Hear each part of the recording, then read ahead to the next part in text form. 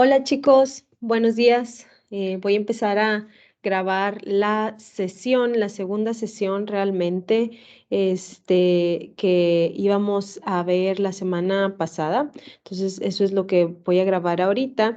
Ya les puse por aquí la presentación que es referente a esta clase. Déjenme nada más la hago un poquito más grande. Espero ahí se pueda ver bien, ¿sí? No estoy segura cómo hacer que se vea un poquito más grande, si no ahorita le muevo. Bueno, y entonces, chicos, ya empecé a grabar, les digo, esta sesión, como quiera la voy a subir a YouTube. Entonces, bueno, nos habíamos quedado, sí, en esta clase en que hablábamos realmente de cómo el desarrollo sustentable, pues evidentemente involucra muchos aspectos, ¿no? Esta fue la última diapositiva pasada, sí, en donde se mezclan, sí, o se relacionan muchas áreas de estudio, ¿no? En este caso, pues evidentemente hablamos de relaciones internacionales, de política y pues en general toda la cuestión de la gobernanza a nivel internacional. Entonces, ahora lo que vamos a hacer es entrar un poquito a la parte o al área de la responsabilidad social, ¿sí? Entonces vamos a ver un poquito acerca de los principios y de los temas centrales del contexto histórico, ¿ok?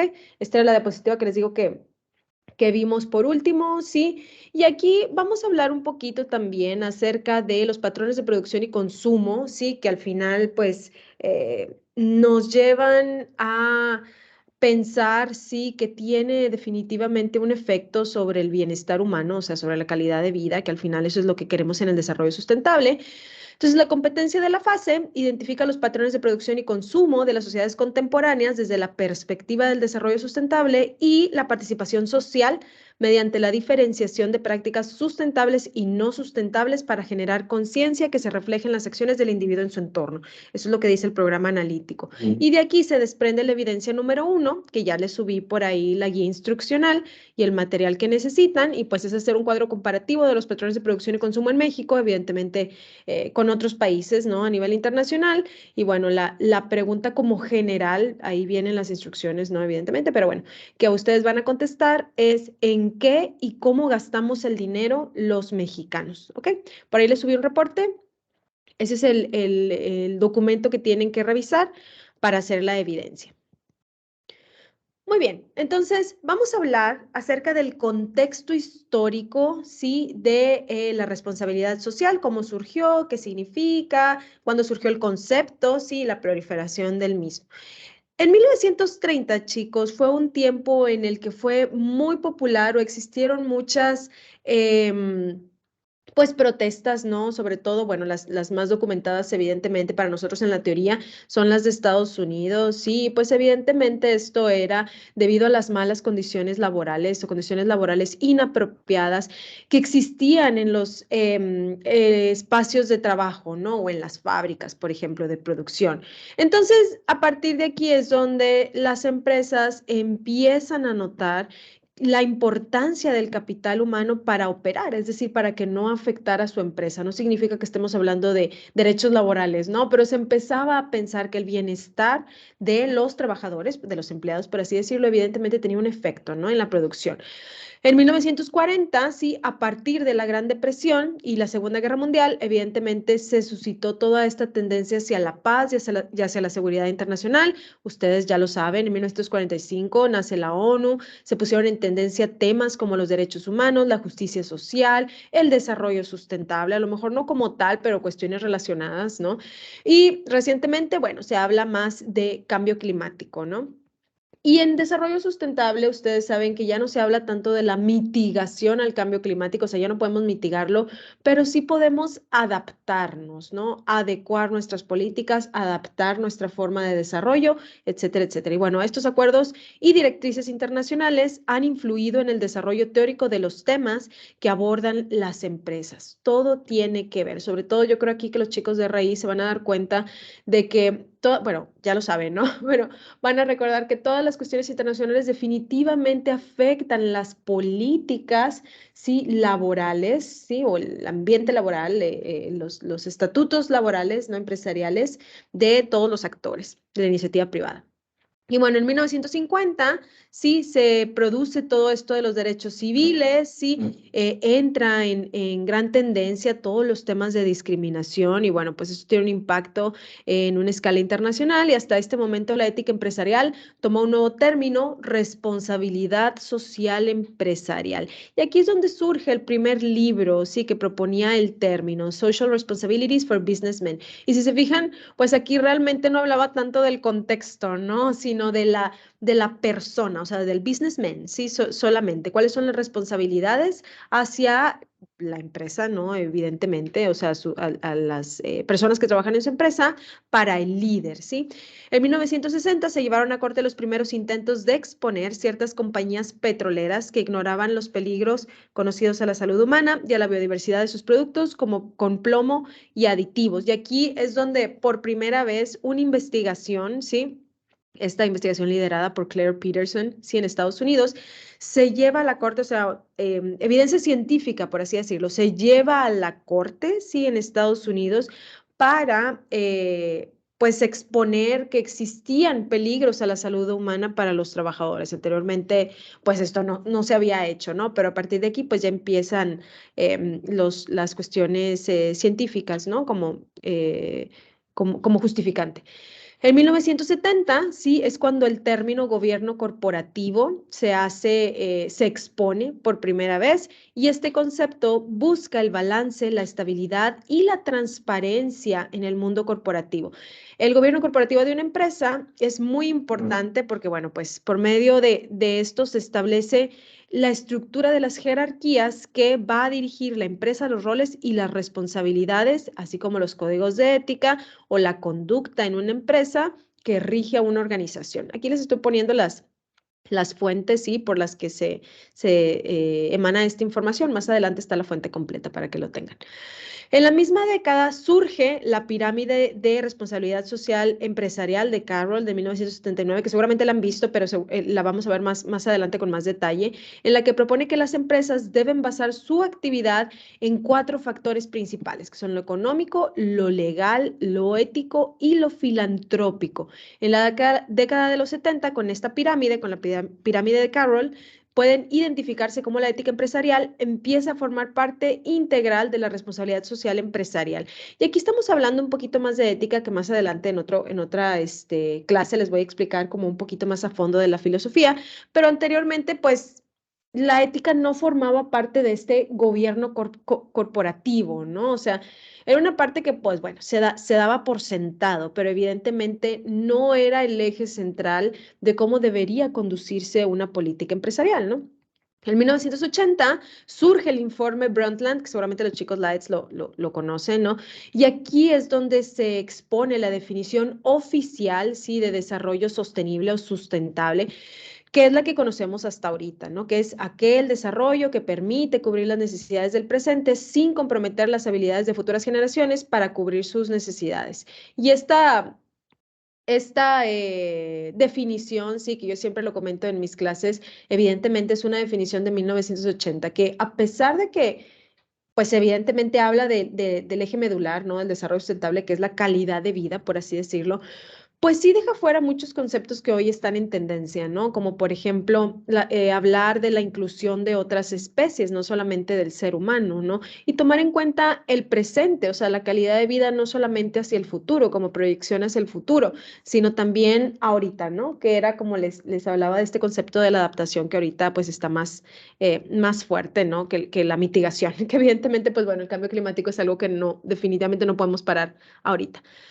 En esta década surge la teoría de los stakeholders, sí, o los grupos de interés, sí, que recuerden que no nada más tenemos a los trabajadores, sino también todo el contexto hacia afuera, sí, bueno, y hacia adentro, ¿no? Evidentemente, de una empresa, que reconoce a la empresa como un actor más en la sociedad y cuyas operaciones impactan directa o indirectamente a sus grupos de interés, o sea, los stakeholders.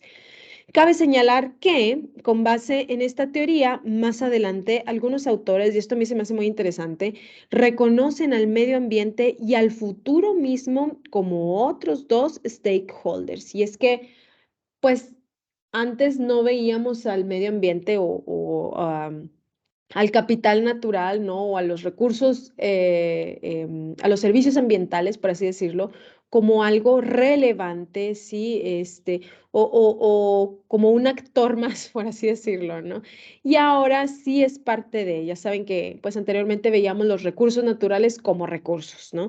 Y ahora ni siquiera el concepto correcto, pues es recursos naturales, bueno, no correcto, o sea, como actual, ¿no? No es recursos naturales, ¿no? Sino más bien es el capital natural, o sea, que forma parte de nuestra gestión, de nuestra administración, pero más importante, reconocemos el valor intrínseco de la naturaleza. ¿Qué quiere decir esto? Que la naturaleza no solamente funge para satisfacer al hombre, ¿no? Sino también la naturaleza tiene un valor por sí misma que le sirve al ecosistema mismo para mantener ese equilibrio, para mantener la biodiversidad y que existan todos esos servicios ambientales bueno, de los cuales nosotros dependemos, ¿no? En 1990 empiezan a salir a la luz todos estos escándalos, sí, que seguramente han escuchado y que siguen hasta el momento, ¿no? Sobre trabajo infantil, explotación y condiciones laborales inapropiadas, sí, por empresas, por ejemplo, como Nike, Adidas y, bueno, otras, ¿no? Seguramente ustedes saben por ahí muchos escándalos que han salido, pero es en los 90 como cuando explota toda esta cuestión de las malas prácticas de las empresas internacionales que pues antes nadie se cuestionaba realmente, ¿no? En la década de los 90, los temas de la no sostenibilidad, que es un tema que se propone en este artículo, y cambio climático comienzan a aparecer en la prensa y en la agenda global. En 1992 se celebra la Cumbre de la Tierra en Río de Janeiro, donde ya saben que aquí fue como de los primeros intentos de crear esta agenda internacional en donde evidentemente todos estuviéramos más unificados o que nos pusiéramos de acuerdo, ¿no? Todos los sectores a nivel internacional sobre cuáles serían las mejores estrategias para lograr la sostenibilidad o la sustentabilidad, ¿no? O sea, las estrategias de desarrollo sustentable. Y un mes después nace la Convención Marco de las Naciones Unidas sobre el Cambio Climático, ¿no?